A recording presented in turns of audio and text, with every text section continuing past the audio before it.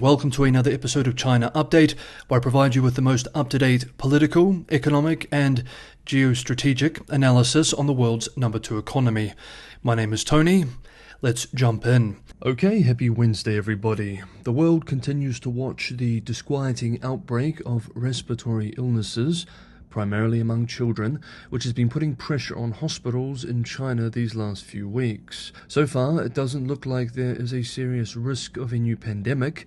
Experts have maintained that this is likely a case of an immunity gap from the zero COVID years, and children are now being affected by multiple respiratory infections at once. This is also the official explanation. During a press conference on Saturday, Mi Feng, a spokesperson with the National Health Commission, stated that the current acute respiratory diseases are caused by already known pathogens and corresponding mature treatment methods are available based on monitoring. No new viruses, Mi added, or bacteria causing newly emerging infectious diseases have been identified. Still, the number of people affected, that there are still no signs of these cases declining, and the fact that it's still unclear what exactly the situation is, all conspire to paint a concerning picture. This week, the World Health Organization issued a formal request for disease data on respiratory illnesses and reported clusters of pneumonia in children following the increasing numbers of cases across the country. On Monday too, the National Health Commission published a new circular stating that, quote, grassroots medical and health institutions across the country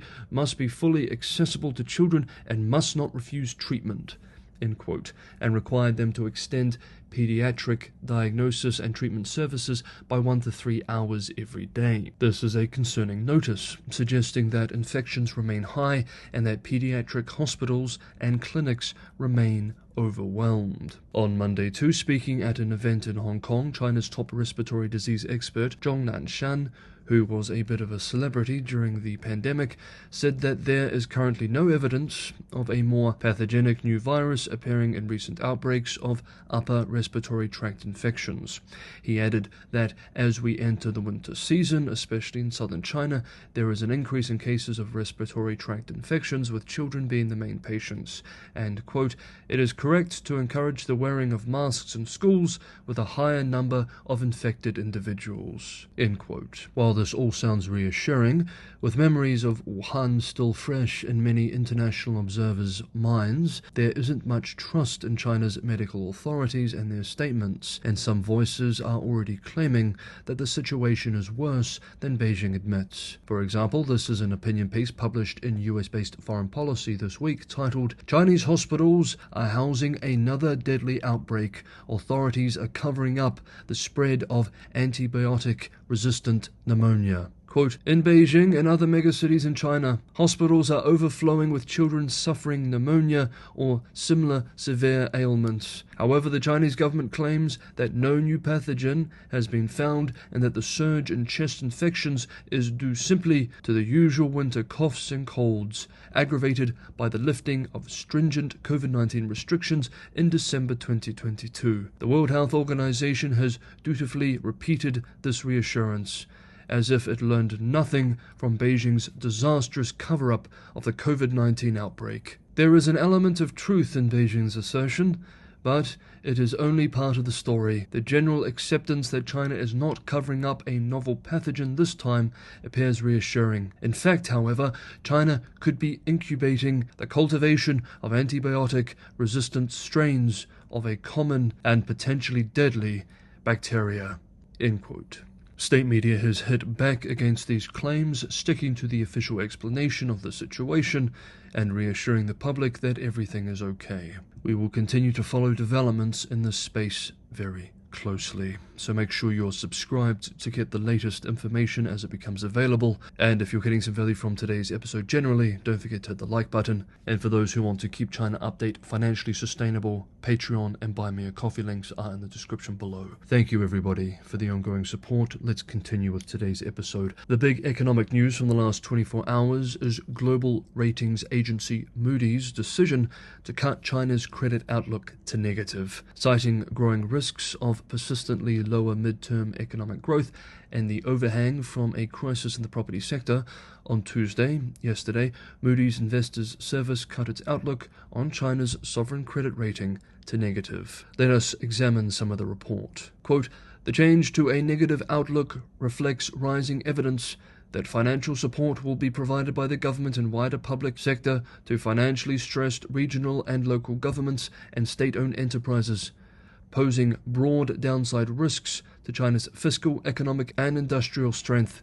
The outlook change also reflects the increased risks related to structurally and persistently lower medium-term economic growth and the ongoing downsizing of the property sector. These trends underscore the increasing risks related to policy effectiveness, including the challenge to design and implement policies that support economic rebalancing while preventing moral hazard and containing the impact on the sovereign's balance sheet. End quote. Adding, quote, the risk is that, over the medium term, the crystallization of contingent liabilities comes at more significant costs to the sovereign than consistent with the A1 rating, and or that the effectiveness of government policies that aim to manage this transition period is lower than Moody's currently assumes, with negative consequences for the economy and, in scenarios that currently have a low probability, financial stability. End quote. Prior to Moody's announcement, a post with a screenshot of the decision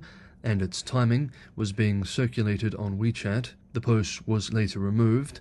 Speculation of a potential cut to the outlook had started as early as last Friday in investor circles. The People's Republic of China Ministry of Finance is not pleased with this cut from Moody's and quickly issued a statement saying all the reasons Moody's is wrong. Quote, we're disappointed with Moody's decision to downgrade the outlook for China's sovereign credit rating.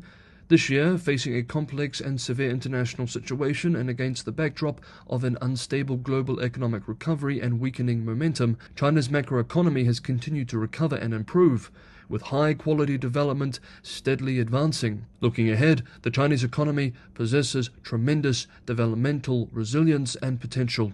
Its long-term positive fundamentals remain unchanged, and it will continue to be an important engine for global economic growth. End quote. And then, in a very telling statement suggesting just how insecure they feel, the ministry added, quote, it is unnecessary for Moody's to worry about China's economic growth prospects and fiscal sustainability. End quote.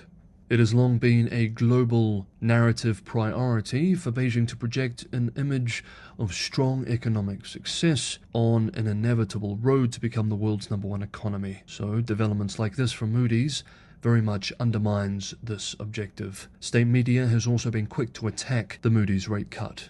Quote, Chinese economists also said Moody's decision is biased and unprofessional, as it grossly exaggerated or manufactured risks and challenges for the Chinese economy. Judging by many factors ranging from growth speed to debt levels to institutional and governance strength, China's economy remains one of the healthiest and fast-growing among major economies and the biggest contributor to global growth. Moody's used to be relatively credible, but over the past 6 years, Moody's has been biased. It overestimates the data of the US and underestimates the data of countries other than the US, especially China and other countries that have vastly different systems than the US. End quote. The market evidently disagrees. Blue chip shares have fallen 12% from a peak in January, following month after month of disappointing economic data that dashed hopes of a strong post-pandemic recovery. The OECD said last week that structural stresses, to use its language, in China were a downside risk to global growth. It forecast the country's growth would slow to 4.7% in 2024 from 5.2% this year, citing slow consumption and a crisis-hit property sector. UK-based Reuters reports today, citing unnamed sources, that China's major state-owned banks were, quote, busy buying the yuan in currency markets on Tuesday to prevent it from weakening too much, with buying intensifying after ratings agency Moody's cut China's outlook to negative in the afternoon, end quote. In response to the Moody's cut, US-based The Wall Street Journal published an article today titled, China's Colossal Hidden Debt Problem is Coming to a Head. We end by quoting a few excerpts directly. China is trying to defuse a financial time bomb that could severely damage its banking system.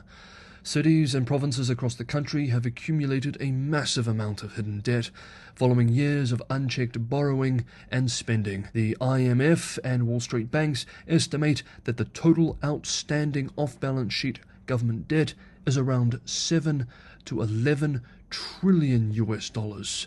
That includes corporate bonds issued by thousands of so-called local government financing vehicles, which borrowed money to build roads, bridges, and other infrastructure, or to fund other expenditures. Most local government financing vehicle bonds are held by Chinese commercial banks, which have also extended loans to them. A recent UBS report said domestic banks' total exposure to local government financing vehicles at the end of last year was equivalent to around 7 trillion US dollars, representing about 13% of the banking sector's total assets. Zhang Ning, a senior economist with UBS, whose team analyzed the financial statements of nearly 3,000 companies, says that most local government financing vehicles currently depend on subsidies or capital injections from local governments and external funding. Most don't generate enough cash from their operations to even cover their interest payments. Here ends the direct quote and today's episode of China Update. Thank you so much, everybody, for watching. Have a good Wednesday, and I will see you all tomorrow.